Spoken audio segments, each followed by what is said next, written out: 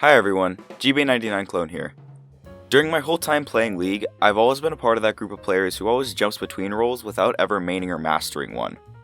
This isn't intentional, because I definitely know that not sticking to one role really hinders improvement, but I tend to get bored easily and my Pepega brain does not have the patience to stick through it when it gets dull. And recently, my flavor of the month role has been top lane, which is one of my worst roles historically, but playing it a lot made me realize just how good it actually is for improving your fundamentals as a player.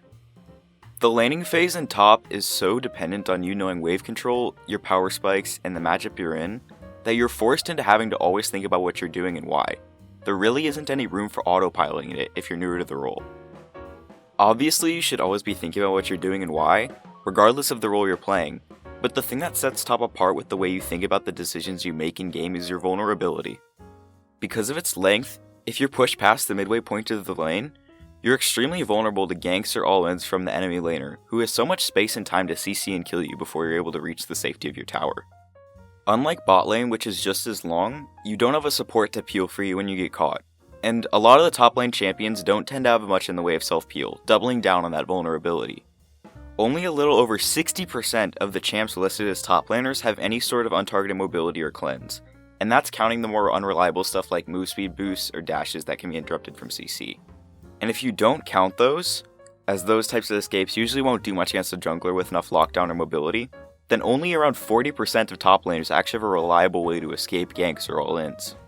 This forces you to not only track the enemy jungler, but it also makes you have to pay attention to when you could potentially get all-in 1v1. Because if you start slow pushing the wave when the enemy Elise is topside, or when the enemy Darius has Ghost and ult up, then you have no way of getting out of that oopsie.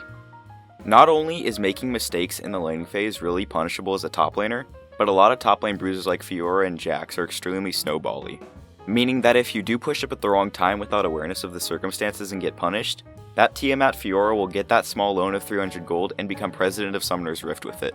This huge impact that mistakes can have in top lane taught me one of the most important in-game skills that I've maybe ever learned. Patience. I think that using patience as an overarching theme for your gameplay is super useful because it applies to multiple things, but you can get better at those multiple things just from learning that one thing as it applies to the game. Mordekaiser in particular is a great example of patience being rewarded when you play a champion. He has a great kit for 1v1s and in particular punishing melee champs, but because of his reliance on damage that he doesn't really have early on, he can't really do what he wants to do as a champion until he hits level 6. So in most bruiser matchups, he has to just sit back without ever going for anything too crazy unless he gets a good opening. But if he has the wave set up in the right way when level 6 does come around, he will destroy his enemy harder than Mordekaiser hitting level 6 in a melee matchup with the wave set up in the right way. Patience isn't just a skill that's rewarded in the laning phase by getting solo kills playing specific champions though. It can also apply to the overall part you play in certain games. When you're playing top, there's going to be a lot of games where you're getting hard camped by the enemy jungler while your jungler completely ignores your lane. But that doesn't necessarily mean that it's a GG go next jungle gap. It means that you have the opportunity to be the main reason your team wins without getting a single kill. If you are getting camped, the best thing you can do is be a good little cuck weak side player and take the abuse without ever actually dying. Because I can guarantee that you're not going to be having fun when the rek'sai comes top for the third time in the past 5 minutes, but by using up their jungler's time and effort without them ever actually being able to fully cash in on it from killing you, it lets your own jungler assert dominance like the Chad they are on the opposite side of the map, actually getting stuff done. So even if you're not having a very fun time playing weak side without being able to take towers or get kills, you win in the end, and that's pretty fun and pretty Chad. The other side of the patience coin that top is great at teaching is aggression, specifically being aggressive and snowballing your leads in unique and efficient ways. When you smash your laning phase as a top laner, it's really tempting to just keep running it down top, constantly pushing until you get a couple towers and kills. But if you continuously keep going top, trying to side lane to victory through just one lane, it actually creates a huge disadvantage for your team. Because you got a huge lead in lane, you're going to be a lot stronger than the enemy top for most of the game, if not all of it. So in a 4v4 situation, that means your team is losing out on possibly their strongest member, while the enemy team is only missing out on a Garen that's the same level as their support. Meaning if you just stick top without ever switching to bot or collapsing for a dive mid or TP ganking in a fight, all your lead is going to mean is that you only get 2 turrets top and then get jumped by the goon squad multiple times in a row, letting the enemy team catch up, making your initial lead irrelevant. But because of top lane's lack of accessibility to the rest of the map, it forces you to be creative with the ways you snowball the game.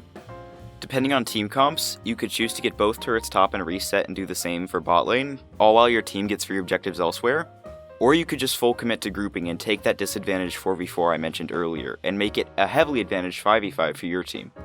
You have so many more options for game-to-game innovation compared to the ADC caveman brain blueprint of me take bot lane tower, me rotate top, me group with team, me click head, big boy big brain win game. This is a lesson that top lane teaches that's really great for adaptability. The fact that you have to get creative with what you do next to further your lead means that the mid to late game isn't just a list of boxes that you check. I tend to be a very lane-focused player with a basic set of fundamentals that barely serve me well enough in the mid to late game. So playing top lane and being forced to think a bit more outside of the box on a game-to-game basis is really refreshing and helpful for being a more well-rounded player. There's this stigma that top is a single-player 1v1 me bro role, and while there might be a little bit of truth to that, it actually lets you play for the team in really different ways than any other role can, making playing it not only beneficial but a pretty refreshing experience. More than anything else, it's a role that laser focuses in on certain gameplay aspects. Because of that, it lets you improve and hone in on those parts of your game without sacrificing other parts. I mentioned a couple of the big ones, but other fundamentals like wave control, power spikes, map pressure, and punishing mistakes are such a big part of the role that you're able to learn by just playing top with those things in mind.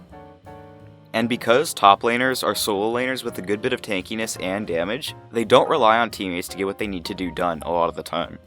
Being in control of your own gameplay without needing a support or jungler to help you do something makes learning the lessons top lane has to offer that much easier.